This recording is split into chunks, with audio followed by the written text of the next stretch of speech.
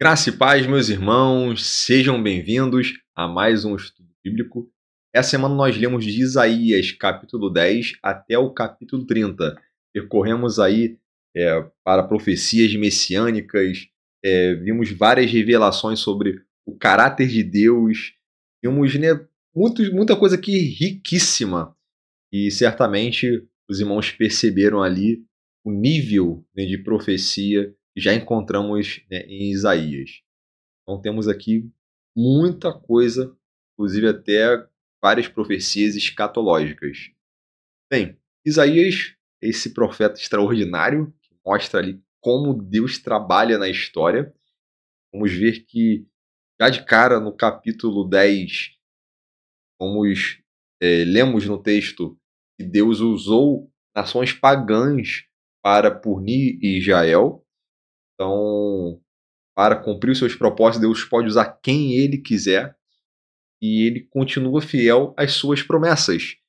Ele quer salvar, Ele quer perdoar, Ele quer restaurar. Então, para isso é necessário que o homem venha abrir o seu coração para Ele, se arrependa verdadeiramente, tenha ali uma conduta de uma pessoa transformada. Então, vamos prosseguir aqui com o nosso estudo. Em Isaías capítulo 10, nós já começamos lendo aqui uma série aqui de declarações, né, fortes, impactantes. E no verso 5, falando aqui sobre a ruína da Assíria, é interessante que o texto vai falar sim da ruína da Assíria, mas o objetivo aqui logo no início não é nem a ruína da Síria, mas é Deus usando a Assíria como uma vara da ira dele. Ou seja, Deus usando a Síria contra o povo de Israel. Então, usa a Síria como um cajado da indignação dele. Olha só, uma nação cruel, uma nação pagã, mas Deus usa a Síria como um juízo contra o pecado de Israel. Então, o povo pecou e agora Deus usa a Síria contra Israel. É não porque Deus odeia a Israel, não porque Deus está aprovando a Assíria. Pelo contrário.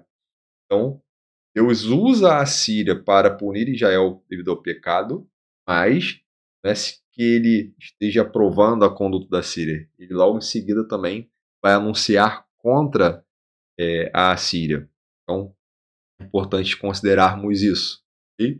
Por isso que vai falar logo em seguida sobre a ruína da Assíria. Então, Deus usa quem Ele quer como instrumento de correção. Inclusive, vamos ver que Ele usou até uma mula, né? Então, para falar ali com Balaão, vamos ver que Ele usa quem Ele quer. E Ele, muitas das vezes, não foi só com a Síria. Nas Escrituras nós temos muitos casos como esse. Ele usa nações inimigas de Israel, mas com o objetivo de punir.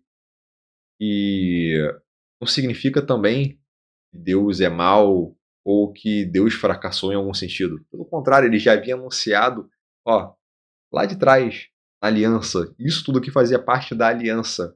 E o povo concordou. Lembrando aqui, lá em Gerizim e Ebal, as bênçãos e as maldições. Ele já havia anunciado que quando o povo desobedecesse, iam vir maldições. Entre elas, o quê? Que as nações inimigas iam vir contra Israel. Entre elas, falando inclusive sobre o exílio. Sabemos que aconteceu o exílio da Síria, o exílio da Babilônia. Então, isso tudo foi punição que veio em consequência do pecado. Então, o pecado, ele tem consequências sérias. Algumas das vezes, consequências que as pessoas levam para o resto da vida. É importante que venhamos a nos santificar, que nós venhamos a lutar realmente contra o pecado, combater o pecado de frente, como que venhamos a ser vitoriosos sobre o pecado tal como Cristo foi. Bem? Então, aprendemos muito aqui sobre a questão da soberania divina, e a Assíria, de forma temporária, foi um instrumento de correção. E é interessante que os assírios não sabem disso. Eles pensam que estão conquistando na força ali própria, na sabedoria própria, mas vamos ver que o próprio Deus usa os inimigos do seu povo para cumprir os seus propósitos. E ele trabalha assim através da história humana. Ele é assim até hoje. Tem adversidades que surgem nas nações, e não é porque Deus ali está deixando a coisa rolar ali sem nenhum motivo. Tudo tem um objetivo, tem coisa que ele permite. Lembrando que nas nações não existem só justos. E às vezes pessoas que dizem ser fiéis a ele não estão andando num caminho ali de justiça, de integridade. Então muitas vezes ele permite que coisas como essas aconteçam, que a diversidade venha, para ver se há um despertamento do povo. E às vezes são até oportunidades para que surjam grandes avivamentos. Às vezes em meio ao Egito que o povo começa a clamar. Às vezes é em meio ao cativeiro que o povo desperta e realmente se arrepende, passa a andar num caminho de justiça, de retidão. Então, muitas vezes esses momentos, essas circunstâncias servem para moldar, serve para levar até onde Deus quer que de fato o homem alcance, onde o homem chegue.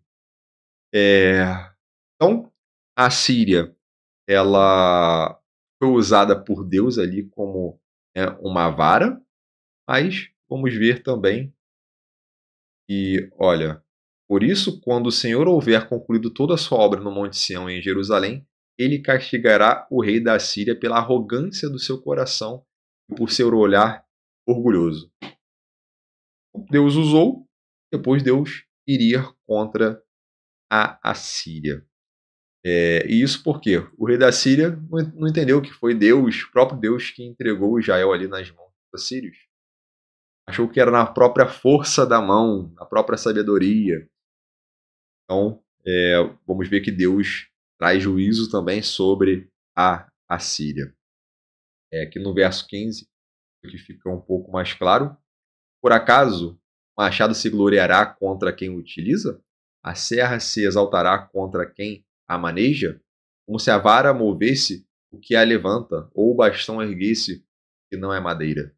E falando sobre que essa exaltação da Síria, vocês não estão entendendo quem está usando vocês? Eu sou quem usa o machado, eu sou aquele que usa a vara, que está usando vocês como a vara, e vocês estão se orgulhando contra mim? Então, nesse sentido. Então, a Síria foi apenas uma ferramenta nas mãos de Deus. E acabou se achando ali a dona da situação, né? A última bolacha ali do pacote. Então, vamos avançar um pouquinho. Nós temos aqui no capítulo 11, uma das profecias aqui, tirar o fôlego, porque fala sim no 10 sobre juízo, fala no capítulo 10 sobre destruição, mas agora no capítulo 11 nós somos aqui presenteados com uma das mais belas profecias sobre o Messias. Estão aqui falando sobre o ramo que brotará do tronco de Jessé, um renovo frutificará das suas raízes. Isso.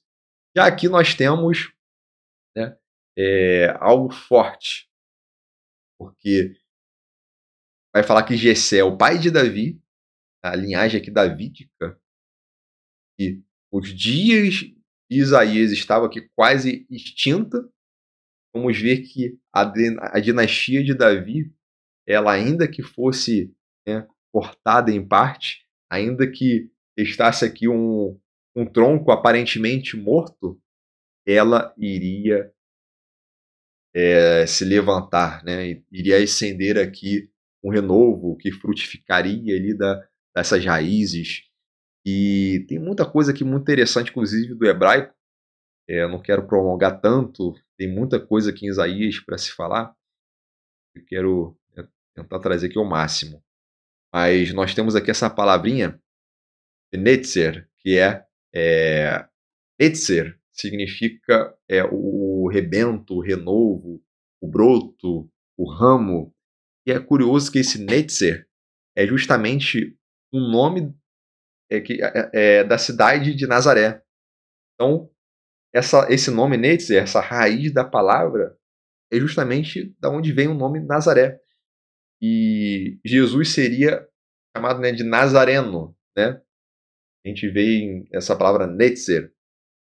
E lá em Mateus, capítulo 2, verso 23, nós temos um texto que é curioso, porque quando nós lemos, vou colocar aqui, Mateus 2, 23, diz o seguinte: ele será chamado Nazareno. Mas onde nas Escrituras está escrito que ele será chamado Nazareno? Que profeta falou sobre isso?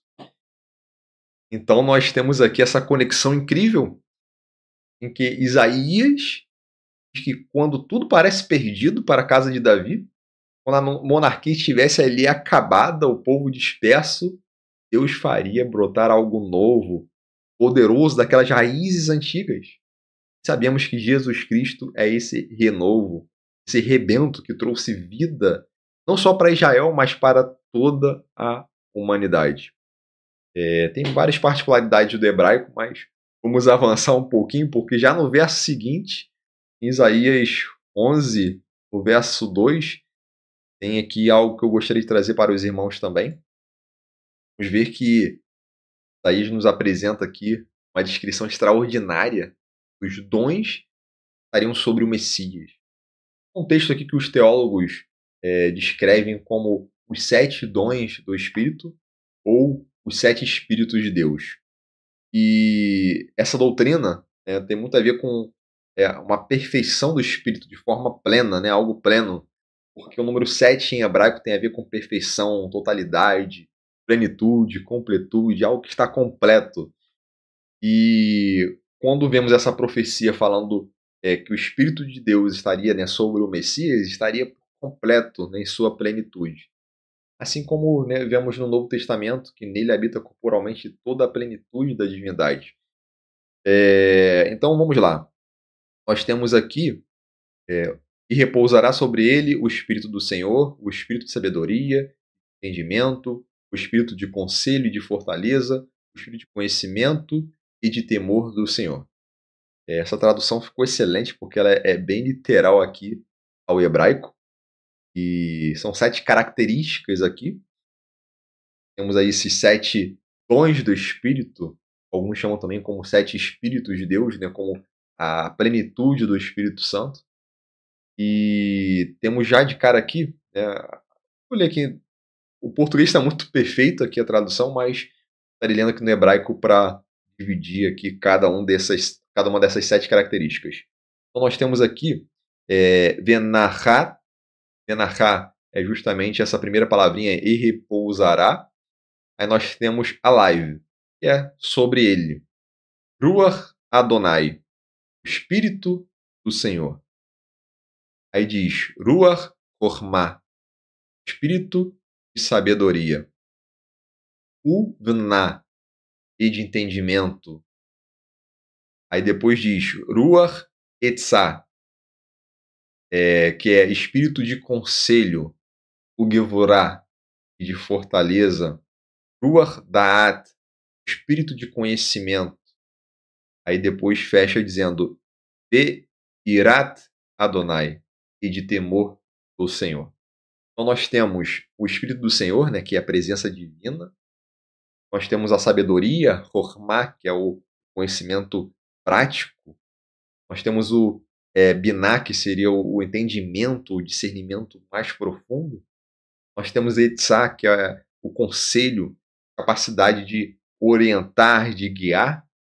Nós temos Gevurá, que seria o conselho, Gevurá é a força, é a fortaleza, que é poder, que é a coragem. Nós temos Da'at, que é o conhecimento, inclusive aqui nesse contexto, nós sabemos que é o conhecimento de todas as coisas, e principalmente o conhecimento de Deus, conhecimento da verdade, realmente conhecimento pleno, mais íntimo mesmo de Deus. Temos Irat Adonai, tem muito a ver com temor ao Senhor, com reverência, com submissão. É impressionante que Jesus demonstrou cada um desses dons em seu ministério. Vamos ver todas essas características. Ele tinha sabedoria para responder aos fariseus, ele tinha conhecimento para interpretar as escrituras, ele tinha o conselho para orientar os seus discípulos, a fortaleza para enfrentar a cruz, conhecimento pleno de todas as coisas. Ele sempre viveu em completo temor e submissão ao Pai. Então é algo aqui muito interessante.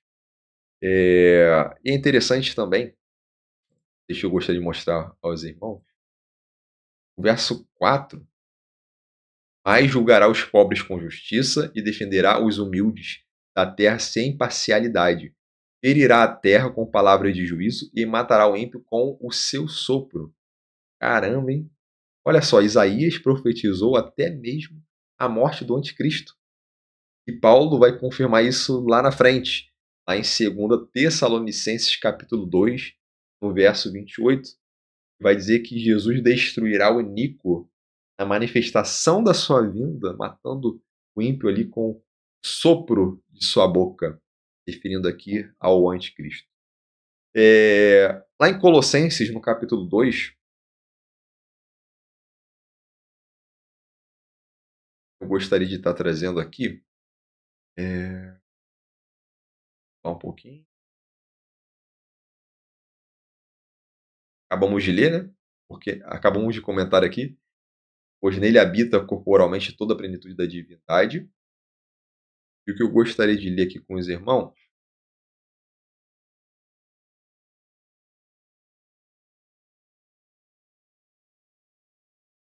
está bem aqui. Verso 2. Para que o coração deles seja animado, estando vós unidos em amor, enriquecidos da plenitude do entendimento, para pleno conhecimento do mistério de Deus, Cristo, em quem estão ocultos todos os tesouros da sabedoria e da ciência. Então, só aqui a gente já repara essas questões dessas características do Espírito, desses dons, né, que todo homem tem que buscar. Então, vamos ver aqui a plenitude do entendimento, o pleno conhecimento. Nós temos aqui a sabedoria. Então, só que nós vamos ver sobre entendimento, conhecimento e sabedoria. Então, Hormá, sabedoria, Biná, o entendimento. Nós temos Da'at, que é o conhecimento. Os tesouros do Espírito estão no Messias e nós podemos ter acesso a eles. Olha só, vou compartilhar aqui com os irmãos. Em quem estão ocultos todos os tesouros da sabedoria e da ciência. Está Cristo. Nós temos acesso. Agora, uma coisa que é muito importante, no verso 6, portanto, assim como recebeste Cristo Jesus, o Senhor, também andai nele. Então é importante entendermos que não se trata apenas de dizer Jesus é o Senhor, mas para reconhecermos Ele como nosso Senhor, precisamos andar nele. E o texto, né, continua dizendo para sermos edificados nele, confirmados na fé, o que é muitíssimo importante. Então, em Jesus, nós temos esse sentimento de caramba, eu agora estou cheio, agora eu estou pleno, nada me falta, eu estou abundando em fé, estou transbordante aqui, porque só realmente andando nos passos dele, nos edificando nele, fortalecendo as nossas raízes, aí sim teremos acesso a esses tesouros espirituais. Bem, e o profeta Isaías ele fala aqui, né, tanta coisa muito linda. Voltando aqui em Isaías capítulo 11, o lobo habitará com o cordeiro, e o leopardo se deitará com o cabrito, o bezerro, o leão e o animal de engorda viverão juntos, e um menino pequeno os conduzirá. O texto prossegue, vou pular aqui um pouquinho, verso 9. Não se fará mal nem dano algum em todo o meu santo monte, porque a terra se encherá do conhecimento do Senhor, como as águas cobrem o mar. Novamente, aqui quando fala da raiz de Jessé, fala novamente sobre o Messias. Então, são muitas profecias messiânicas. Aqui a gente vê uma descrição poética do verdadeiro Shalom, da verdadeira paz. E tudo isso aqui nós sabemos e temos certeza que não é apenas sobre animais convivendo em harmonia. Embora isso também vá acontecer no reino milenar, nós sabemos que é uma ilustração poética que quer indicar que inimigos naturais poderão viver em paz. Então, hoje, por exemplo, no mundo, você pode ter algum conflito entre nações, em que, de repente, até pessoas cristãs, né, trabalhando em exércitos, podem uma pegar uma arma contra outro, uma questão de defender a nação, mas tudo isso vai passar, vai chegar um momento aonde viveremos em paz. Haverá uma transformação completa. Vamos saber que todas as nações, judeus, gentios, escravos, livres, homens, mulheres, todos estarão unidos em Cristo. Esse verso 9 é forte demais. A terra se encherá do conhecimento do Senhor, como as águas cobrem o mar. Isso começou a se cumprir na primeira vinda de Cristo, mas se cumprirá completamente quando ele voltar para estabelecer o seu reino. Bem? E nós temos capítulo 14 de Isaías, conhecido aí como a queda do soberbo, verso 12. É um dos textos aí mais intrigantes, né, das Escrituras, muito debatido. Começa aqui a falar sobre uma profecia contra o rei da Babilônia, mas muitos teólogos veem aqui uma descrição também da queda de Satanás. Então, se for analisar o contexto, ele diz, de forma até literal e clara, que é contra o rei da Babilônia. Ele está falando sobre o rei da Babilônia. Mas algumas nuances no texto, alguns pontos aqui, parecem indicar algo a mais. Pode ser apenas uma linguagem poética, mas alguns conseguem tirar mais do texto. E ao tirar mais do texto, se tem esse entendimento. Olha, isso daqui está falando sobre a queda de Satanás. E realmente é bem interessante.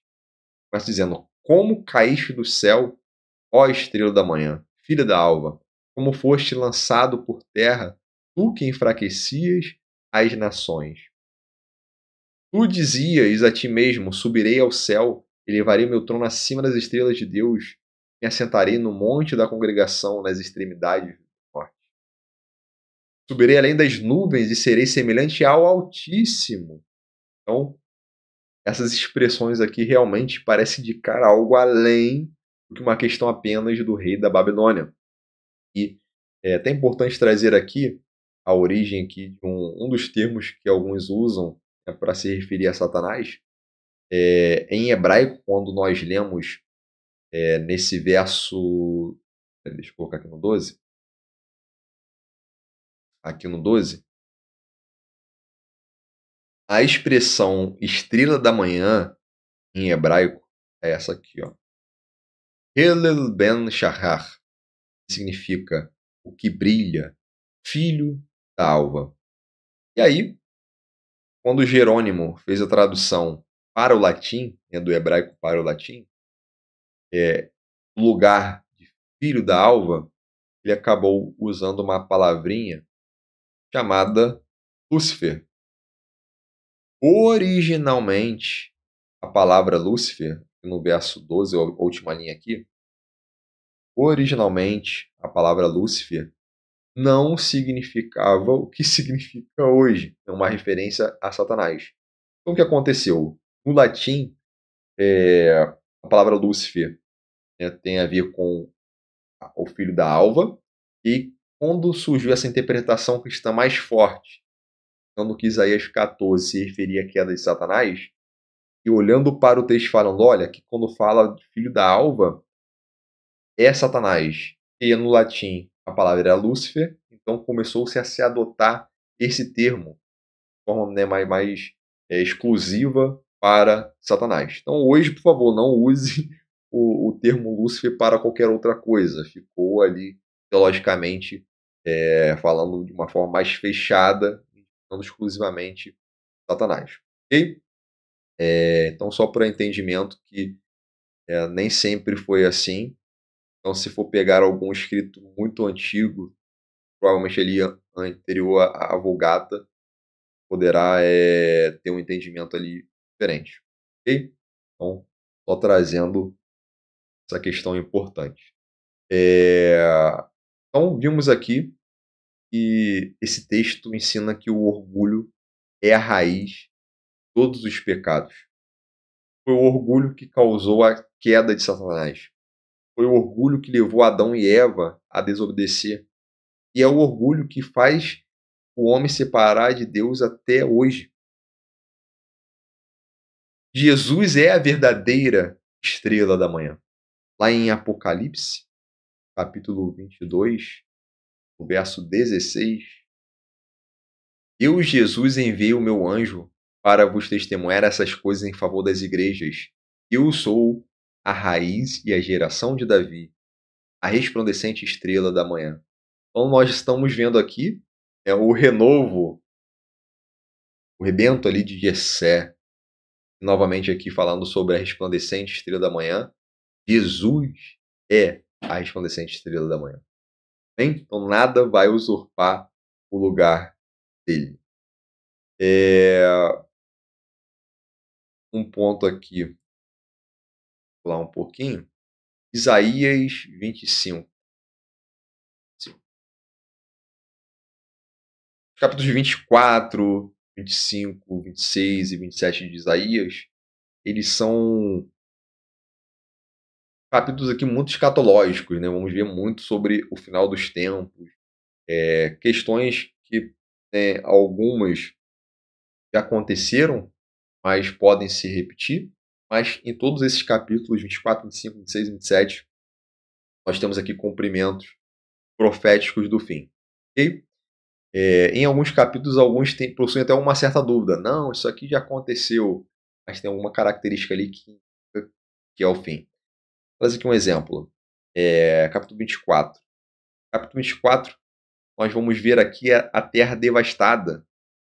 Vamos ver aqui um resumo aqui de tudo indica caos na terra. A terra totalmente saqueada, destruída.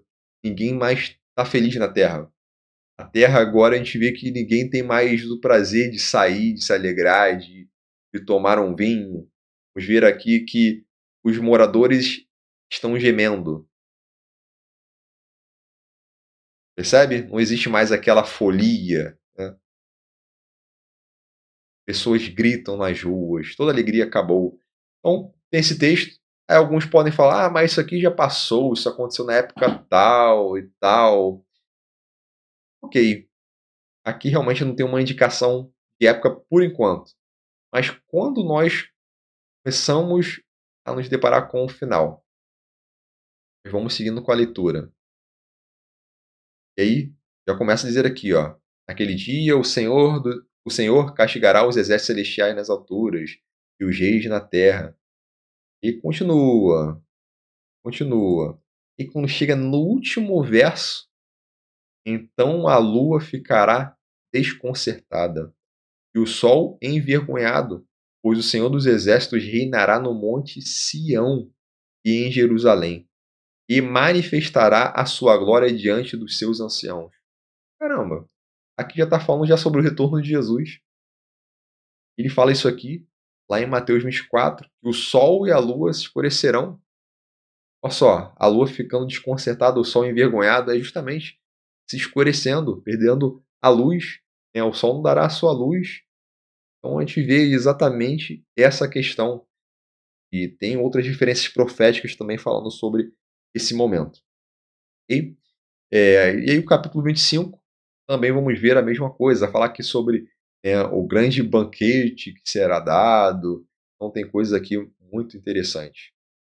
Então, verso aqui 6 vai falar sobre isso. Então, realmente, vamos ver e ter certeza de que fala aqui sobre o fim.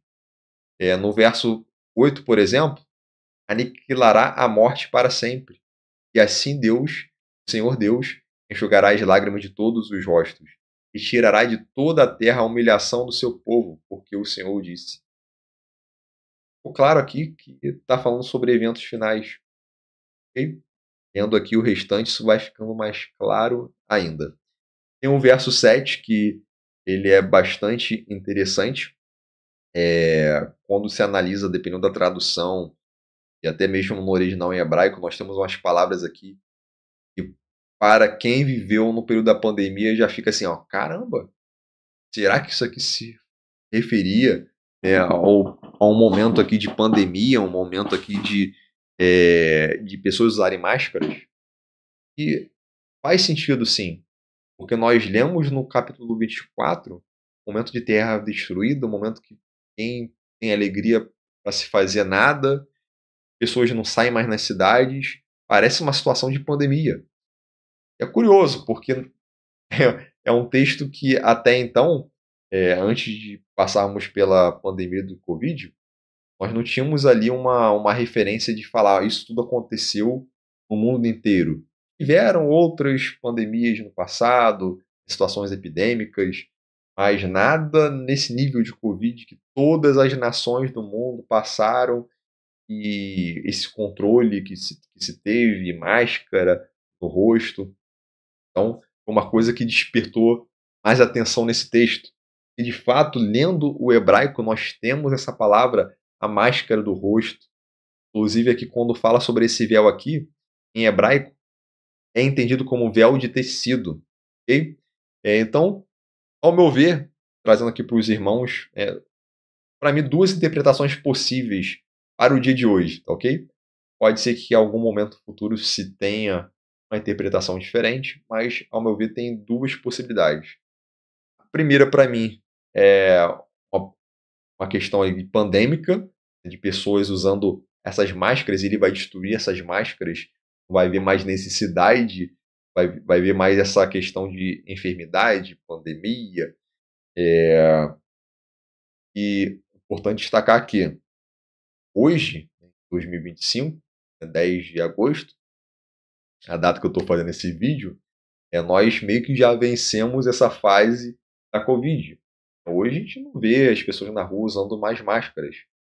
Então, se esse capítulo, esse verso específico, estiver falando sobre um cenário pandêmico, obviamente não é aquilo que nós já passamos. Poderia ser algo mais para frente que ainda acontecerá, ok?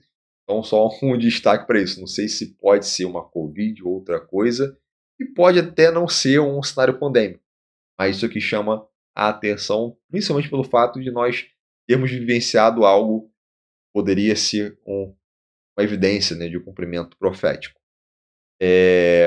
Então, no hebraico, nós temos de fato essas palavrinhas. E aqui, ó, nós temos aqui, ó, Maserá, que é literalmente máscara. Nós temos, né, palavras aqui como lot, né, que é justamente essa ideia de máscara de tecido. Aqui temos até uma certa redundância, né, nessas duas palavrinhas aqui. Vai falar sobre cobertura de tecido, essa máscara, né, de tecido.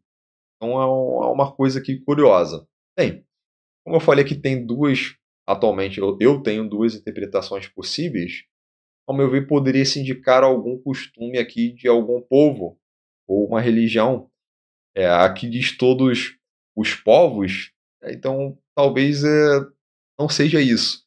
Mas uma possibilidade que alguns teólogos levam é que a Sharia, né, que é uma questão mais ali do califado islâmico, poderia se espalhar por toda a terra, o Islã dominar o mundo inteiro, e nisso que domina o mundo inteiro, todas as nações estariam usando, né, a boca do Islã. E aqui nesse momento seria uma espécie de acabar com essa opressão islâmica sobre todas as nações. Então, Essa é uma possibilidade que alguns consideram e, assim, é coerente pelas escrituras. Então, tá aí essas duas questões. É importante destacar que eu não estou trazendo aqui uma certeza absoluta, mas toda profecia nós lemos e entendemos de acordo com o contexto que nós vivemos. As situações podem mudar. Então pode ser que amanhã surja uma coisa nova no mundo que a gente olha assim, cara, isso aqui é tal coisa. E assim também vai para a marca da besta. Então sempre o homem tende a especular de acordo com o que ele tem ali. Então assim que surgiu a televisão, as pessoas, caramba, isso aí é da besta, isso aí deve ser a marca da besta. E o tempo passou, as pessoas foram assistindo, perceberam, ó, isso aqui não tinha nada a ver com a besta. E outras coisas foram surgindo, código de barras, computador, celular, enfim, coisas foram surgindo, as pessoas foram deduzindo. Isso é a marca da besta. QR Code, o chip. Pode ser que alguma dessas coisas podem vir que evoluir e se tornar de fato a marca da besta? Pode ser que sim, mas nós temos essa tendência de especular com o que nós estamos vendo. Então, é importante destacar aqui que eu não estou dizendo que essa máscara aqui, no fim, será uma nova pandemia. Eu acredito em uma grande possibilidade. Há também a possibilidade de ser algo ligado ao Islã, que atualmente é a religião no mundo que quer destruir Israel, que quer destruir o cristianismo. Então, há uma possibilidade, assim como pode ser uma outra coisa também. Ok? Mas interessante esse ponto. Temos o capítulo 28, também uma profecia messiânica também muito interessante sobre a pedra preciosa de Sião. Então, Isaías 28:16. Portanto, assim diz o Senhor Deus: põe em Sião uma pedra como alicerce, pedra aprovada, pedra angular, preciosa, de firme fundamento. Aquele que crer nunca será abalado. Então, uma profecia extraordinária sobre Jesus. E lá em 1 Pedro, capítulo 2, verso 6, Pedro ele aplica, indicando que é Jesus, essa pedra de esquina.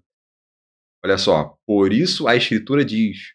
Quando fala que a Escritura diz, está citando o profeta Isaías. Ok? Ponho em Sião uma pedra angular, eleita, preciosa. Quem nela crer não será desapontado. E vai citar aqui, ó, ela é preciosa. Mas para os descrentes, a pedra que os construtores rejeitaram foi colocada como a principal, a pedra angular. Então isso aqui é algo interessante. Vamos ver logo na sequência que para outros pode ser uma pedra de tropeço, de queda, né, para aqueles que negaram o Senhor Jesus.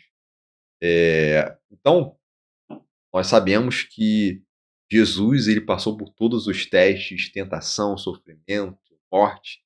Ele venceu todas as coisas, sendo aprovado em tudo. Hein? No capítulo 30, nós temos aqui uma repreensão sobre aqueles que buscavam ali uma aliança com o Egito, ao invés de confiar no Senhor. E aí no verso 1, dizendo assim, ó: ai dos filhos rebeldes, diz o Senhor, que realizam planos que não procedem de mim, fazem aliança sem a minha aprovação, para acrescentar pecado sobre pecado. Então, vamos ver uma repreensão que é bem severa, e isso porque ao invés de confiar no Senhor, no contexto bíblico aqui, o Egito ele simboliza o mundo. Quando o homem acha que pela sua própria força, ao correr para o Egito, ele consegue ali a solução, ao invés de buscar a solução em Deus. Quantas vezes nós também descemos ao Egito quando enfrentamos algum tipo de dificuldade? Em vez de buscarmos a Deus em oração, acabamos correndo atrás de soluções que são humanas. Acabamos muitas vezes fazendo alianças que são comprometedoras, buscando ali atalhos que vão nos afastar da vontade de Deus. E aí, em meio a essa repreensão, vai surgir uma das mais belas declarações sobre a graça divina. Então, o verso 18 diz assim: Por isso o Senhor esperará para ter misericórdia de vós. Ele se levantará para se compadecer de vós, porque o Senhor é um Deus de justiça. Felizes são todos os que nele esperam. Deus está esperando para ter misericórdia.